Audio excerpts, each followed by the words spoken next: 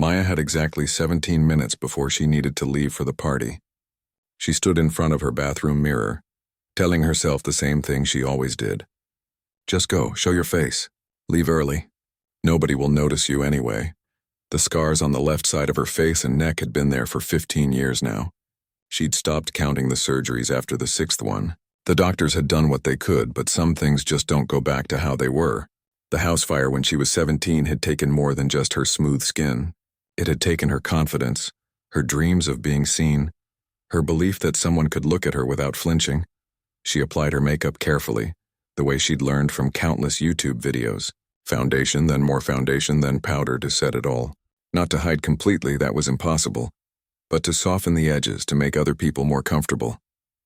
That's what it had become about over the years, making others comfortable so they wouldn't stare quite so long. Her phone buzzed on the counter. Her sister Linda was calling for the 3rd time that morning. "I'm coming," Maya answered before Linda could say anything. "I know you're thinking of backing out," Linda said. Her voice had that big sister tone, the one that was half loving and half warning. "But Lily really wants you there. She made you a special invitation with glitter and everything." Maya smiled despite herself. Her niece Lily was turning 7, and she was the one person in the world who'd never looked at Maya's face like it was something to get used to. Kids were honest like that. Lily had asked about the scars once when she was 4, and when Maya explained she'd been in a fire, Lily had simply said, "Oh, okay. Want to see my rock collection?"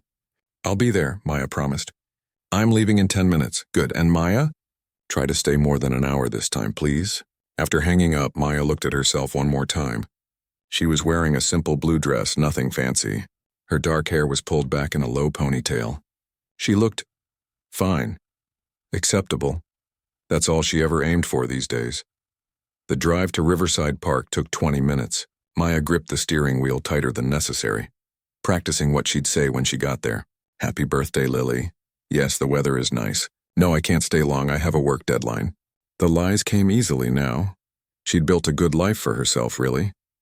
Working as a freelance graphic designer meant she could stay home most days. She had her apartment, her cat named Pepper, her sister and niece. She had clients who appreciated her work and paid on time. She had enough money saved. She was fine. Fine was good enough. The park was already crowded when she arrived. She could hear children's laughter before she even got out of her car.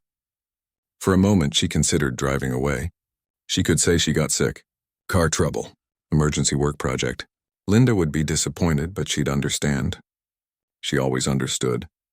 But then Maya thought about Lily's glitter invitation sitting on her fridge at home, and she forced herself to open the car door. The party was set up near the playground. Pink and purple balloons were tied to every available surface. Kids were running everywhere, their voices high and excited. Parents stood in clusters, drinking juice boxes and chatting. Maya spotted Linda immediately. Her sister was trying to organize a game while simultaneously stopping a toddler from eating dirt. "Aunt Maya." Lily's voice cut through everything. The little girl came running, her princess dress flowing behind her. She crashed into Maya with a hug that was all arms and joy. "Happy birthday, sweetheart," Maya said, hugging her back tightly. This was worth it. This moment right here. Come see the cake. It has a castle on it. A real castle. Lily grabbed her hand and pulled her toward the party tables. Maya felt the familiar sensation of eyes turning her way. Some people glanced and looked away quickly. Others stared a bit longer, their faces going through that micro-expression of surprise before they remembered their manners. One mother actually moved slightly to put herself between Maya and her child, as if scars were contagious. Maya had learned not to take it personally. People didn't know how to react, that's all. It didn't mean they were bad people. It just meant her face made them uncomfortable, and they didn't know how to hide it. She spent the next hour doing what she always did at these things. She stayed on the edges. She helped Linda set up food. She complimented other parents on their kids. She made herself useful but not noticeable. The art of being present while being invisible, she'd perfected it. "Why don't you sit down?" Linda said at one point, nodding toward the picnic tables. "You don't have to work the whole party. I'm fine standing, Maya." Linda's voice went soft. "You're allowed to just be here, to enjoy yourself." But enjoying herself meant being exposed. It meant sitting where people could see her fully. It meant conversation and eye contact and all the things that led to those inevitable moments when someone asked about her scars with fake casualness, or worse, pretended not to notice while clearly noticing. So Maya stayed standing, stayed moving, stayed useful. She was refilling the juice pitcher when the crying started. A little girl, maybe 6 years old, came running from the playground. She had blonde hair and pigtails and tears streaming down her face. Her father was running after her, looking worried. The girl ran past several adults and somehow ended up right in front of Maya. She was holding her knee, which was scraped and bleeding a little. Nothing serious, but when you're 6, it feels like the end of the world. Maya knelt down automatically. "Hey there, what happened?" "I fell off the slide," the girl sobbed. "It hurts, I bet it does. Can I take a look?" The girl nodded, still crying but calmer now. Maya had tissues in her purse. She always carried tissues, band-aids, and wet wipes. Being prepared was another one of her survival tactics. "What's your name?" Maya asked gently, dabbing at the scrape. "Sophie." "Well, Sophie, you know what? I've had a lot worse than this, and I turned out okay. See?" Maya gestured to her face with a slight smile. "Scraped knees heal up real good." Sophie looked at Maya's face properly for the first time. Her crying had stopped. She studied the scars with open curiosity, but without fear. "Did you fall off a really big slide?" "Something like that," Maya said softly. She cleaned the scrape and applied a band-aid with practiced ease. "There you go. Good as new." "Thank you," Sophie whispered. "You're welcome, brave girl." The father had finally caught up. He was slightly out of breath, wearing jeans and a t-shirt, with kind eyes that looked genuinely worried. "Sophie, you can't just run off like that when you're hurt. You scared me." "This nice lady fixed it, Daddy?" The father looked at Maya then, really looked at her, and Maya braced herself for the usual reaction, the momentary surprise, the careful neutral expression, the overly grateful response to compensate for the initial shock, but it didn't come. Instead, he just smiled, a real smile, warm and reaching his eyes. "Thank you so much. I'm James, by the way, and you've already met my daughter, apparently." "Maya," she said, waiting for it, waiting for his eyes to flicker to her scars and then quickly away. But James's eyes stayed on hers, steady and genuine. "That was really kind of you."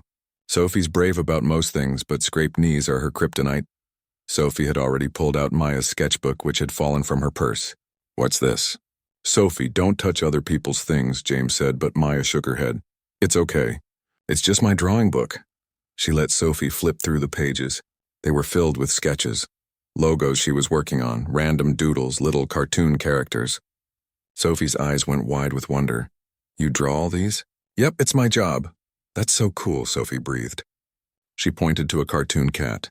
"Can you teach me to draw this one?" And just like that, Maya found herself sitting at a picnic table with a 6-year-old, teaching her basic shapes while James sat across from them, watching with an expression that Maya couldn't quite read. It wasn't pity. It wasn't discomfort.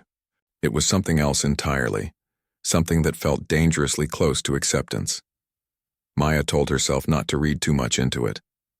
One nice interaction didn't mean anything. In a few minutes, she'd go back to being invisible, and they'd forget all about her. But when Sophie finished her drawing and James said, "We should let you get back to your party," there was something in his voice that suggested he didn't really want to leave, and Maya, who had been planning to escape early, found herself saying, "I'm not in a hurry." The words surprised her as much as they seemed to please James, and for the first time in a very long time, Maya wondered if maybe, just maybe, fine wasn't going to be good enough anymore. 3 hours later, Maya was still at the park. She couldn't quite figure out how it had happened. One minute she was planning her escape, and the next she was sitting on a bench watching Sophie play while James sat beside her, talking about everything and nothing. "So, you're a graphic designer?" James asked. He was eating a piece of birthday cake that Lily had insisted everyone take. "What kind of stuff do you design?" "Mostly logos and branding for small businesses. Some website design. Whatever people need, really." Maya picked at her own cake. She wasn't used to this. Having a conversation that lasted more than 5 minutes. Having someone sit this close to her without seeming uncomfortable. That sounds creative. I'm terrible at anything artistic. I can barely draw stick figures, and even those look like they're having a bad day. Maya laughed before she could stop herself. When was the last time she'd laughed at something a stranger said? "What about you?" she asked. "What do you do?" "I'm a fourth-grade teacher at Lincoln Elementary. Have been for 8 years now." He gestured toward Sophie, who was currently trying to convince another kid to push her on the swings. "It's good hours for raising a kid on your own," there it was. The mention of being alone. Maya had noticed there was no wife hovering nearby, no woman asking if Sophie was okay after her fall. Just James doing everything himself. "How long has it been?" Maya asked, then immediately regretted it. "Sorry, that's too personal. You don't have to." "No, it's okay." James's voice was easy, not defensive. "My ex-wife left when Sophie was 2. She decided motherhood wasn't for her. I haven't heard from her in 4 years. I'm sorry. Don't be. We're good, Sophie and me. We figured it out." He smiled, and there was pride in it. "She's the best thing that ever happened to me, even if she does give me gray hairs with her daredevil stunts." Maya watched Sophie on the swings, pumping her legs to go higher. The girl was fearless in that way kids are before life teaches them to be scared. "She seems like a great kid," Maya said. "She really is. Exhausting, but great." James was quiet for a moment, then added, "You were really good with her. When she fell, some people freeze up around crying kids. I have a niece, Lily, the birthday girl. I've had practice with scraped knees and playground injuries. Well, you have a gift for it. Sophie doesn't usually go to strangers when she's hurt. She must have sensed you were safe." Safe. What an interesting word choice. Maya had spent so long thinking of herself as something people needed to be protected from. It was strange to hear herself described as safe. They sat in comfortable silence for a while, watching the kids play. The party was winding down. Parents were starting to collect their children, gathering up shoes and toys in half-empty juice boxes. Linda was packing up the leftover food, and she kept glancing over at Maya with barely concealed curiosity. "I should probably go help my sister clean up," Maya said, not really wanting to move. "Yeah, we should get going too. Sophie has a karate class in an hour, and I still need to get her changed." James stood up, then hesitated. "This might be forward, but could I get your number?" Maya's heart did something complicated in her chest. Hope and fear mixed together in a way that almost hurt. "Why?"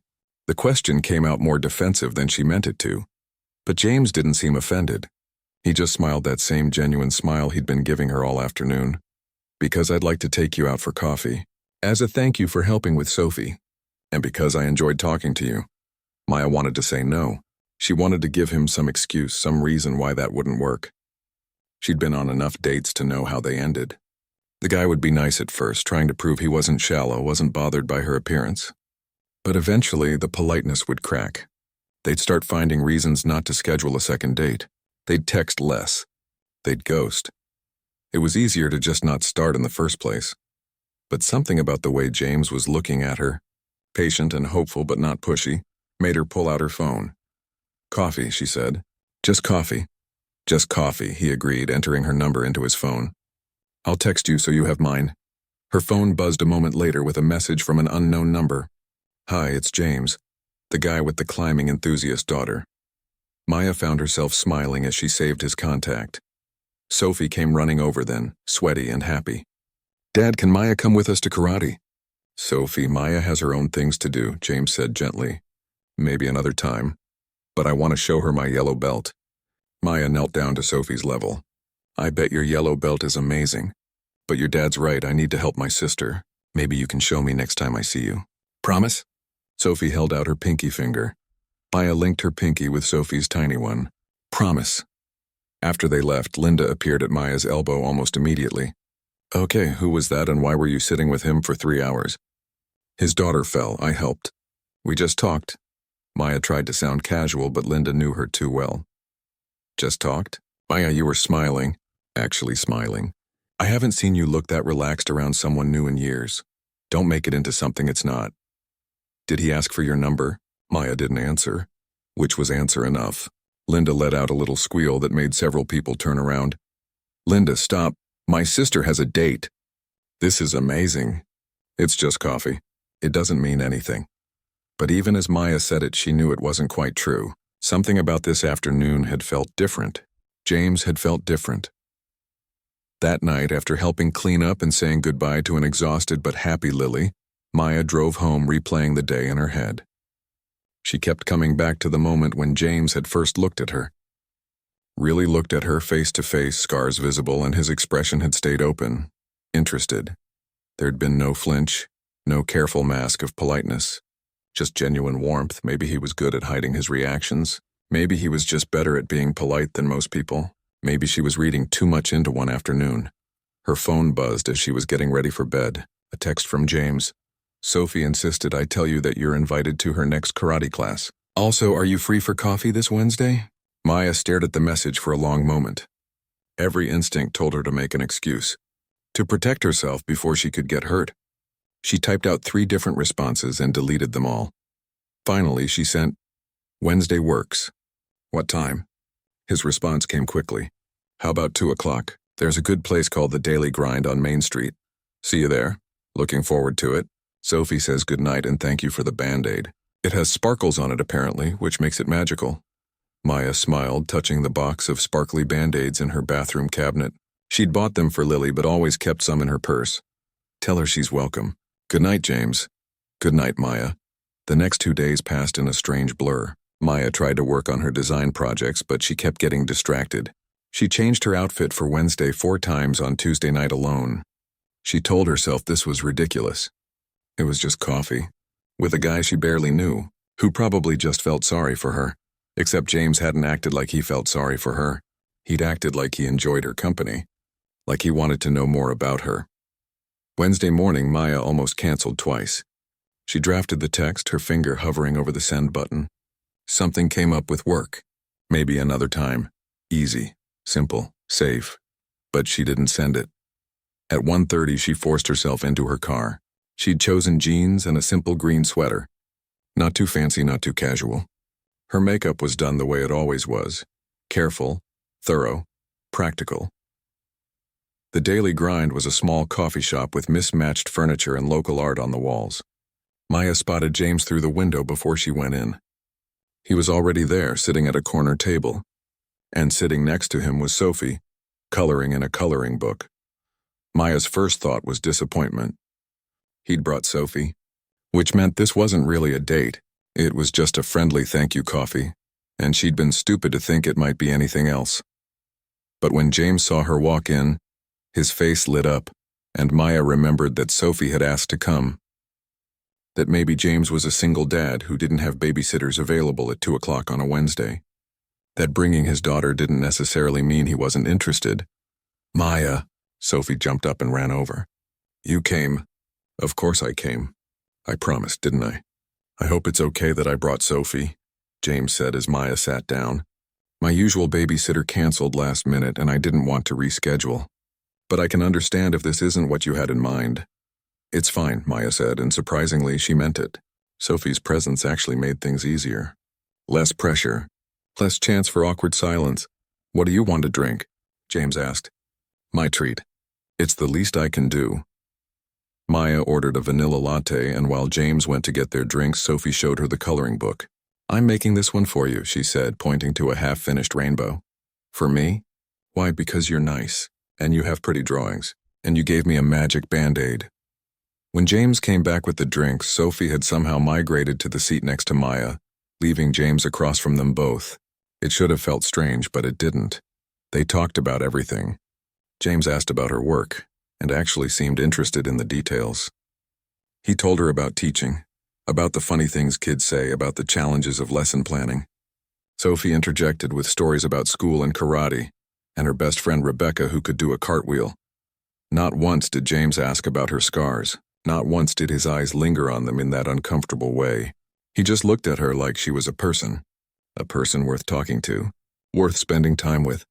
An hour passed, then 2. Sophie finished 3 coloring pages and started getting restless. Dad, can I go look at the books? She asked, pointing to a small shelf in the corner with children's books. Stay where I can see you, James said, and Sophie scampered off. With Sophie out of earshot, James leaned forward slightly. I really am glad you came. I wasn't sure you would. Why wouldn't I? I don't know. You just seemed like you might change your mind.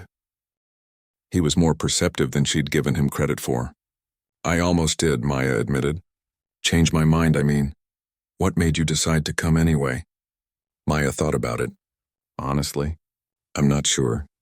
Maybe because Sophie made me promise. Maybe because you seemed genuine. Maybe because I'm tired of always saying no. James nodded slowly, like he understood more than she was saying. I'm glad you said yes.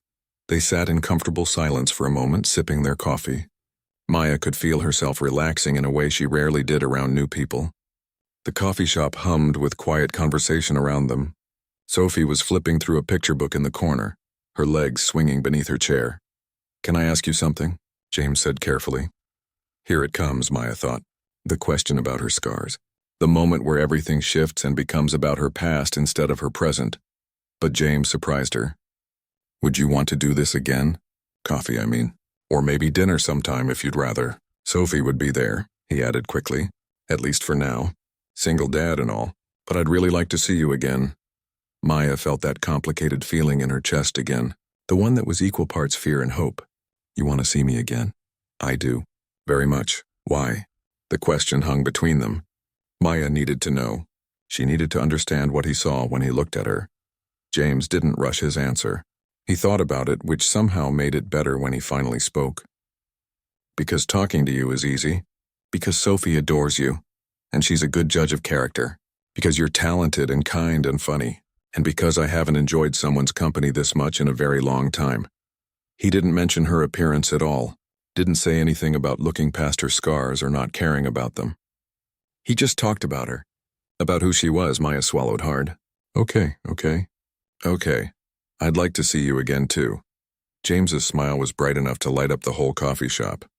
And for the first time in 15 years, Maya wondered if maybe she'd been wrong. Maybe not everyone would flinch. Maybe not everyone would leave. Maybe, just maybe, she was allowed to hope. Over the next 3 weeks, Maya saw James and Sophie 4 more times. Coffee turned into lunch at a family restaurant where Sophie insisted on ordering chicken fingers, even though James tried to convince her to try something new. Lunch turned into a walk through the botanical gardens where Sophie collected fallen leaves and asked Maya to help her identify them. The walk turned into an impromptu pizza dinner when Sophie declared she was starving and might actually die if she didn't eat immediately. Each time, Maya told herself not to get used to this, not to start expecting James's good morning texts or Sophie's random facts about butterflies, not to start thinking of them on quiet evenings when her apartment felt too empty, but she was getting used to it. That was the problem. Linda had noticed the change. You're humming, she'd said when Maya came over for their weekly sister dinner. You never hum. I hum sometimes. No, you really don't, or you didn't before this James person showed up. Maya had tried to downplay it, but Linda knew her too well. The truth was Maya felt different. Lighter somehow. Like she'd been carrying something heavy for so long that she'd forgotten what it felt like to put it down. On a Friday evening, James texted asking if she was free the next day. Sophie has a karate tournament at 10. She'd love it if you came to watch. No pressure, though.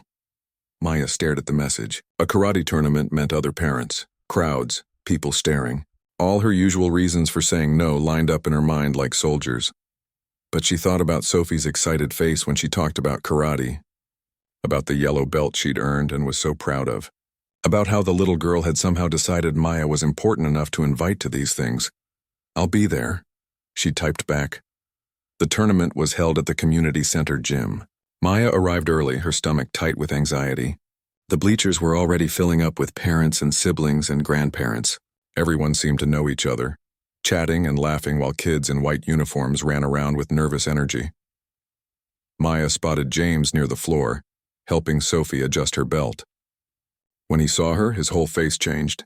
He said something to Sophie, who immediately started jumping up and down. You came. Sophie grabbed Maya's hand the moment she got close. You get to watch me do my form and my board breaking and everything. I wouldn't miss it, Maya said, and meant it. James smiled at her over Sophie's head. Thanks for coming. Sophie's been talking about you being here all morning. Just Sophie? Maya asked before she could stop herself. Not just Sophie, James said quietly, and something warm settled in Maya's chest. They found seats in the bleachers, and Maya braced herself for the stares. They came, as they always did. A few quick glances that lasted too long. A mother who did a double take. A kid who pointed before his father quietly told him not to. But then James did something unexpected. He moved closer, not in a protective way, but in a way that said they were together. His shoulder brushed hers. When he explained the tournament rules, he leaned in to speak directly to her. To anyone watching, they looked like a couple, like they belonged to each other. Maya wasn't sure if that made things better or worse. Better because it meant people didn't stare quite as long. Worse because it made her want something she couldn't let herself want. The tournament started, and Maya found herself genuinely engaged. Sophie was in the 8 and under beginner division, and watching these kids take their karate so seriously was both adorable and impressive. When it was Sophie's turn to perform her form, James grabbed Maya's hand without thinking. "She's been practicing for weeks," he whispered, nervous. Sophie bowed to the judges, then moved through her form with fierce concentration. Her movements were precise, her face serious. When she finished, she broke into a huge smile and looked right at the bleachers, right at Maya and James. James squeezed Maya's hand, and Maya realized she'd been squeezing back. They were holding hands. When had that happened? And why wasn't she pulling away? Sophie didn't win first place. That went to a girl who'd clearly been training longer. But she got third, and her face when they called her name was pure joy. She ran up to the bleachers after, medal around her neck, and hugged both James and Maya like they were her victory team. Did you see my jump kick? You were amazing," Maya said. That judge didn't know what hit him. After the tournament, James suggested they celebrate with ice cream. "Unless you have somewhere to be," he added, and Maya could hear the hope in his voice that she'd say no. Ice cream sounds perfect. They went to a local ice cream parlor, the kind with dozens of flavors and toppings piled high. Sophie got a cone with 3 scoops that she definitely wouldn't be able to finish. James got chocolate. Maya got strawberry. "That's boring," Sophie declared through a mouthful of ice cream. "You should try the Superman flavor. It's blue and red and yellow." "I like strawberry," Maya said. But she let Sophie give her a taste of the Superman anyway. It was overly sweet and tasted like childhood and food coloring, and Maya loved it. They sat outside at a picnic table, Sophie chattering away about the tournament. A piece of her ice cream fell onto her uniform, and James tried to clean it off while Sophie wiggled away laughing. Watching them together, Maya felt something shift inside her. This was a family, a real family, and somehow impossibly she was being invited into it. "Why did you invite me today?" Maya asked later when Sophie had run off to look at the flowers growing by the fence. "To the tournament, I mean." James didn't answer right away. He watched Sophie for a moment, then turned to Maya. "Because Sophie wanted you there, and because I wanted you there. You're becoming important to us, Maya. To both of us." "James, I know this is fast," he interrupted gently. "Trust me, I know. I haven't dated anyone seriously since Sophie's mom left. Haven't wanted to. But there's something about you. About the way you are with Sophie, with me. It feels right." Maya's heart was doing that complicated thing again. "I'm scared," she admitted. It was the most honest she'd been with anyone in years. "Of what?" "Of this. Of letting myself believe it's real. Of waiting for you to realize you made a mistake." James reached across the table and took her hand again. His touch was warm and steady. "What would make me realize that?" Maya gestured vaguely at her face, unable to say the words. But James understood. He always seemed to understand. "Maya, I need you to hear this. Really hear it." He waited until she met his eyes. "When I look at you, I see someone who's kind, who makes my daughter laugh, who's talented and smart and braver than she gives herself credit for. I see someone I want to keep getting to know. That's what I see, but no buts. I'm not going to pretend I don't see your scars. They're part of you, but they're just one part. No more important than your eye color or the way you bite your lip when you're thinking. You're so much more than what happened to you." Maya felt tears threatening and blinked them back. She wasn't a crier. Hadn't let herself cry in front of anyone in years. But something about James's words, the way he said them with such certainty, cracked something open inside her. "I don't know how to do this," she whispered. "Do what?" "Let someone in. I've gotten so good at keeping people at a distance, at being fine on my own. I don't know how to be any other way." James smiled, soft and understanding. "Then we'll figure it out together. No pressure, no expectations, just let's keep doing this. Coffee and ice cream and karate tournaments. Let's see where it goes." Sophie came running back then, her hands full of dandelions she'd picked. "These are for you, Maya." "You can make wishes on them." Maya took the flowers. their white fluff already starting to scatter in the breeze. What should I wish for? You can't tell or it won't come true, Sophie said seriously. That's the rule. But Maya looked at James, at Sophie, at this moment that felt too good to be real, and she already knew what she'd wish for. She'd wish for this to last, for it to be real, for her to be brave enough to believe in it. The next week passed in a warm blur. James texted her throughout the day. Funny things his students said, pictures Sophie drew, good morning messages that made Maya smile into her coffee. They fell into an easy rhythm, like they'd been doing this for months instead of weeks. On Thursday, James asked if Maya wanted to come over for dinner. Just spaghetti and meatballs, nothing fancy. Sophie wants to show you her room. But if it's too much too soon, I completely understand. Going to someone's home felt significant. It felt like crossing a line from casual dating into something more serious. Maya almost said no, almost made an excuse. Instead, she said yes. James's house was a small 2-story in a quiet neighborhood. The yard had toys scattered across it and wind chimes hung from the porch. Inside, it was clearly a home where a child lived. Backpacks by the door, drawings on the fridge, a collection of shoes in various sizes by the stairs. But it was also clean and welcoming. James had obviously tidied up, though he'd left enough mess to make it feel lived in and real. Sophie gave Maya the full tour, dragging her from room to room. Her bedroom was an explosion of purple and pink, with stuffed animals covering every surface and a huge poster of a cartoon superhero on the wall. That's Captain Marvel, Sophie explained. She's the strongest. I can see why you like her, Maya said. In the living room, there were photos everywhere. Sophie as a baby, Sophie's first day of school. Sophie and James at the beach both making goofy faces. There were no photos of Sophie's mother. Maya wondered if that was by choice or if James had put them away after she left. Dinner was chaotic in the best way. Sophie insisted on helping make the salad, which resulted in more lettuce on the floor than in the bowl. She told them elaborate stories about school while spinning spaghetti on her fork. She asked Maya 100 questions. Did she have any pets? What was her favorite color? Did she believe in mermaids? Could she come to the next karate class too? After dinner, Sophie asked if Maya would read her bedtime story. James started to say that Maya didn't have to, but Maya found herself wanting to. I'd love to. They went upstairs, and Sophie picked out 3 books, because you're new and need to catch up on all the good ones.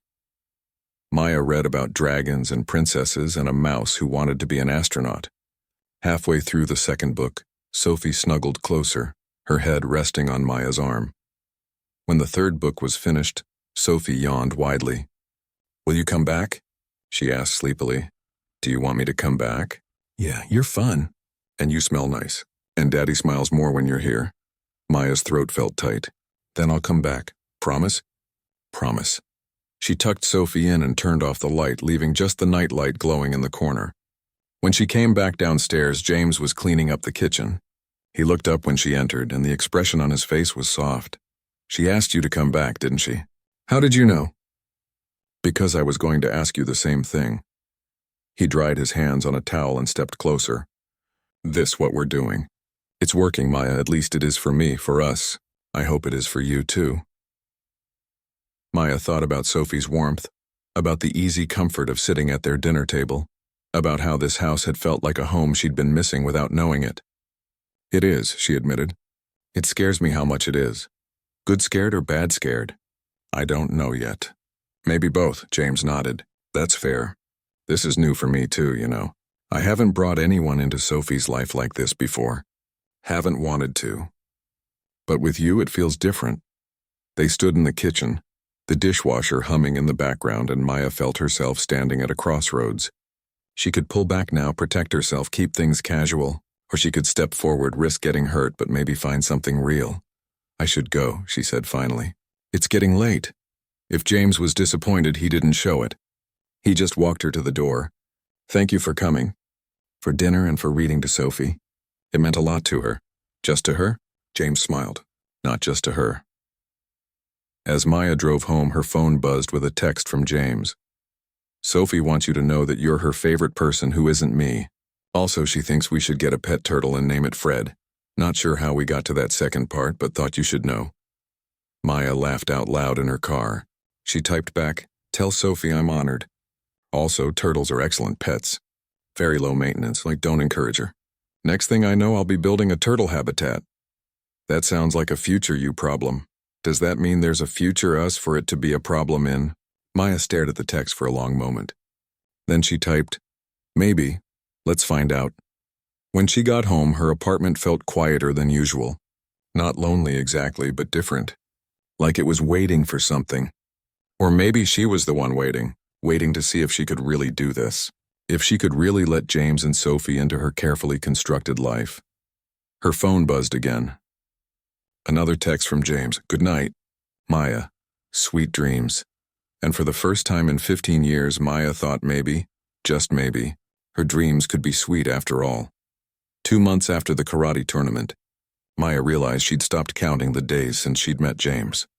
Time had stopped being something to track and started being something to experience. She spent Friday evenings at James's house. She attended Sophie's school play where the 6-year-old played a tree with enthusiastic commitment. She helped James grade papers while Sophie did homework at the kitchen table. She was becoming part of their routine, and they were becoming part of hers. Linda had stopped asking questions and just started setting an extra place at dinner whenever James and Sophie joined their family meals. Lily and Sophie had become inseparable, creating elaborate games that made sense only to them. Maya's apartment had slowly accumulated signs of her new life. A drawing from Sophie on the fridge, a coffee mug James had bought her with a silly pun on it, a photo of the three of them at the zoo. But Maya still hadn't told James everything. About the fire, yes, the basic facts, but not about the years of surgeries, not about the dates that had ended badly, not about how deeply she'd believed that no one would ever look at her the way he did. She was happy, genuinely happy, and that terrified her. Because happy things could be taken away, and the more she had, the more there was to lose. The moment everything shifted started on an ordinary Tuesday. Maya was at James's house working on her laptop at the kitchen table while he made dinner. Sophie was in the living room, supposedly doing math homework but probably playing with her dolls. James's phone rang. He glanced at it and his face changed. Not quite fearful, but something close to it. I need to take this, he said quietly, and stepped out onto the back porch. Through the window, Maya could see him pacing. His free hand kept running through his hair. A nervous gesture she'd learned meant he was stressed. When he came back inside 10 minutes later, he looked shaken. Everything okay? Maya asked. That was my ex-wife. He said it quietly, not wanting Sophie to hear. She wants to see Sophie. Maya felt something cold settle in her stomach. After 4 years? Apparently she's been in therapy. She wants to apologize, to try to be part of Sophie's life again. James sank into a chair. I don't know what to do, Maya. Part of me wants to tell her to get lost. She walked away. She doesn't get to just come back. But the other part of me thinks about Sophie, about whether she deserves a chance to know her mother. What does Sophie remember about her? Almost nothing. She was so young when Claire left. Sometimes Sophie asks about her, but not often. She's adjusted to it being just us. He looked up at Maya and there was fear in his eyes. What if letting Claire back in just hurts her more? What if Claire leaves again? Maya reached across the table and took his hand. I don't know the answer. I wish I did. But whatever you decide, you'll do it because you love Sophie and want what's best for her. That's what matters. Will you help me figure this out? I know it's a lot to ask. You don't have to ask, Maya interrupted. Of course I'll help. Over the next week, Maya watched James wrestle with the decision. They talked about it late into the night after Sophie was asleep. They researched what therapists recommended about reintroducing absent parents. James called his lawyer, his mother, his best friend. Everyone had opinions, but no one could tell him what was right. Finally, he decided to meet with Claire first, without Sophie, to see if she was serious about being present in their daughter's life. Would you come with me? He asked Maya. I know it's weird bringing you to meet my ex, but I need someone there, someone I trust. Maya wanted to say no. This wasn't her family, wasn't her drama to be involved in. This was the kind of thing that could get complicated, messy. But James's eyes were asking her to be there, and she'd never been able to say no to that look. Okay, I'll come. They met Claire at a coffee shop across town. Maya hung back at first, giving them space, but James had asked her to sit with them. You're part of this now, he'd said. Part of our lives. I want you there. Claire was pretty in that effortless way some people were. Blonde hair, bright smile, expensive clothes. She looked nervous, though, her hands fidgeting with her coffee cup. "Thank you for meeting me," Claire said. She glanced at Maya uncertainly. "I'm Claire, Maya. Are you and James?" "We're together, yes," James said, and the certainty in his voice made Maya's heart skip. They'd never really defined what they were, but hearing him say it out loud felt significant. Claire nodded, trying to hide her surprise. "That's great. I'm glad you're not alone." The conversation was awkward at first. Claire explained that she'd been struggling with depression when Sophie was born. That motherhood had felt overwhelming and she'd panicked. That she'd run away instead of getting help. She'd spent the last 4 years in therapy working through her issues, and now she wanted to try to be in Sophie's life. "I'm not asking to be her mother," Claire said. "I know I gave up that right. But I'd like a chance to know her. To show her I'm better now." James was quiet for a long time. "You hurt her. Even if she doesn't remember it clearly, you hurt her. And if you come back into her life and then leave again, it'll hurt her even more." "I know. I won't do that, I promise. Promises are easy to make. I know that too. Which is why I'm asking for a chance to prove it. Slowly. Whatever you're comfortable with." Maya watched the exchange, seeing the pain on both sides. Claire had made a terrible mistake, but she seemed genuinely remorseful. And James was trying so hard to do the right thing for Sophie. After Claire left, James sat in silence for a long time. Finally, he said, "What do you think?" "I think you're scared. And I think that's okay. What would you do?" "If you were me," Maya thought carefully, "I'd probably give her a chance. A very small, very supervised chance. Because Sophie might wonder about her mother someday. And at least this way you'd know you tried. But I'd also set very clear boundaries. And if Claire breaks them, that's it." James nodded slowly. "That's what I was thinking too. I just needed to hear someone else say it." Over the next month, Claire started having supervised visits with Sophie. James was present for all of them. The first few were awkward, with Sophie shy and uncertain around this stranger who claimed to be her mother. But slowly, carefully, they started building something. Not the relationship they'd lost, that was gone. But maybe something new. Maya stayed on the sidelines for these visits. This was Sophie's family business, not hers. But James would call her afterward, processing everything that happened, asking for her perspective. And Sophie started mentioning my mom in casual conversation, which made Maya's heart twist in complicated ways. One evening, after a particularly good visit, Sophie asked Maya, "Are you going to be my stepmom?" The question came out of nowhere. They were making cookies and Sophie had just asked it like she was asking about the weather. Maya froze, cookie cutter in hand. That's not something we've talked about." "But you love my dad, right?" "And he loves you." "Sophie, because if you loved each other, you'd get married. That's what happens, and then you'd be my stepmom, but you'd still be Maya too. Can someone be both?" Maya glanced at James, who was watching from across the kitchen with an expression she couldn't quite read. "That's a question for grown-ups to figure out," Maya said carefully. "How about we focus on these cookies?" But that night, after Sophie was in bed, James brought it up. "I'm sorry about Sophie's question earlier. She's been asking about family structures at school, and I think having Claire back has made her think about what family means. It's okay. She's just curious." "Yeah, but still, that was a lot."